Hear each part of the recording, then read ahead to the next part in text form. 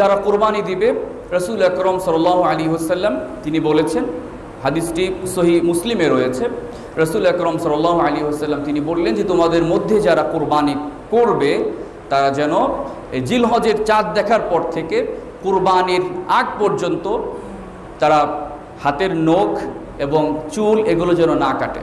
সুবহানাল্লাহ। তাহলে আমরা যারা কোরবানির নিয়ত করেছি, কোরবানি দেব এমনটা আমরা ইচ্ছা করেছি, তাহলে এই জিলহজ মাসে চাঁদ দেখার সাথে সাথেই, জিলহজ মাস শুরু হওয়ার সাথে সাথেই আমরা কি করব না, আমাদের চুলগুলো আমরা কয়েকদিন কাটবো না, হাতের নখও আমরা কাটবো না।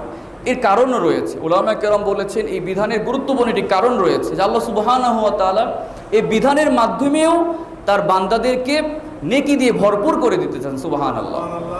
মক্কায় যারা হজ করতে গিয়েছেন তারা যেমন চুল নখ কাটা থেকে বিরত থাকছেন, এভাবে আল্লাহ চান যেভাবে এভাবে তার যারা কোরবানি করবে তার প্রিয় বান্দাগুলো